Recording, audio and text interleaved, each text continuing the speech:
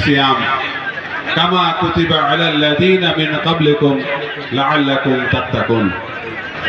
আমি শুধু একটার ব্যাখ্যা করেই আমি কথা শেষ করব, কারণ এই আয়াতের ওয়াজ আপনারা এখানে যারা আছেন আপনারা প্রতিদিন সব সময় সব জায়গায় জুমায় আপনার ইফতার প্রোগ্রামে সব জায়গায় কথা শুনেন।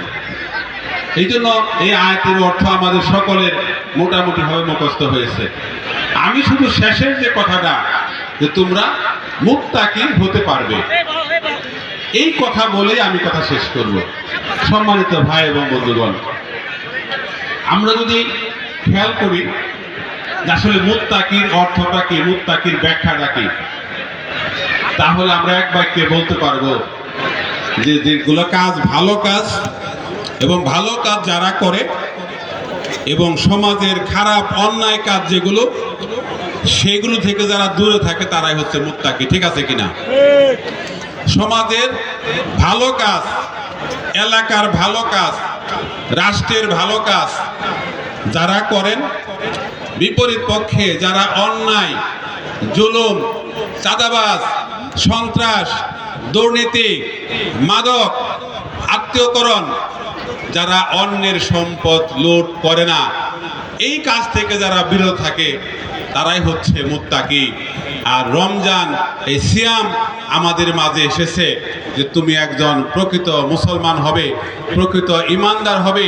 তোমার দ্বারা এই সমাজের মানুষ ক্ষতিগ্রস্ত হবে না, তোমার দ্বারা তোমার পরিবারের মানুষ ক্ষতিগ্রস্ত হবে না, তোমার দ্বারা তোমার এলাকার মানুষ ক্ষতিগ্রস্ত হবে না, তোমার দ্বারা রাষ্ট্রের মানুষ ক্ষতিগ্রস্ত হবে না।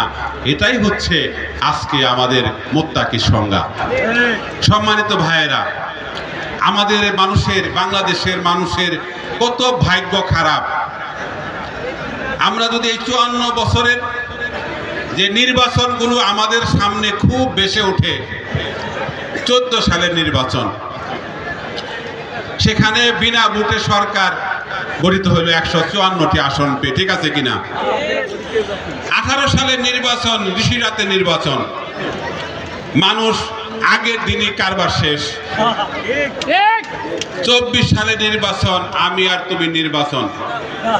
এই জাতি খুব আশা করেছিল, এই জাতি আশায় বুক বেঁধেছিল।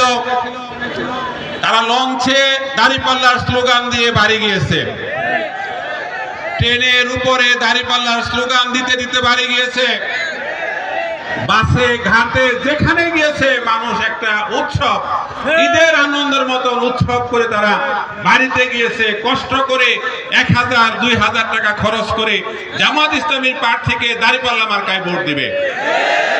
জামাত ইসলামীর প্রার্থীকে দাঁড়িপাল্লা মার্কায় ভোট তারা ঠিকই দিয়েছে, কিন্তু এই জাতির ভাগ্য এত খারাপ, ইলেকশন ইঞ্জিনিয়ারিং এর মাধ্যমে এই জাতিকে, এই জাতির মতামতকে উপেক্ষা করে তারা তাদের পূর্ব সিদ্ধান্ত মোতাবেক তারা নির্বাচন ইলেকশন ইঞ্জিনিয়ারিং এর মাধ্যমে সরকার গঠন করেছে।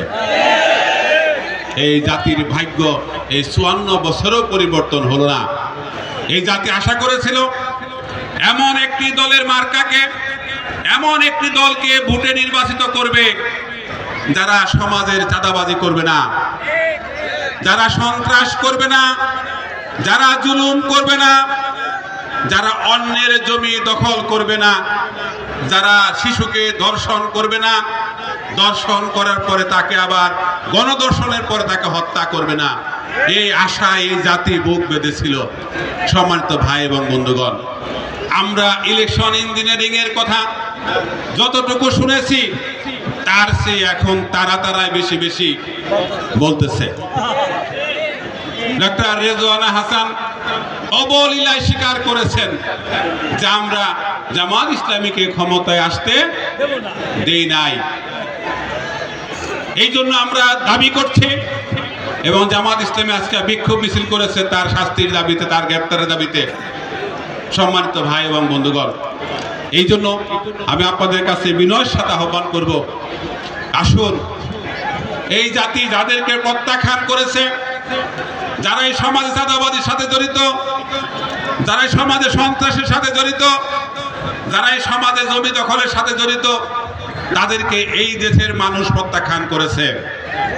আমরা আগামীর যে কোনো নির্বাচনে, স্থানীয় পর্যায়ের নির্বাচনে আমরা এই জাতির ভোটের প্রতিফলন ঘটানোর জন্য এখন থেকে আমাদেরকে সকল রকমের প্রস্তুতি গ্রহণ করতে হবে ইনশাআল্লাহ।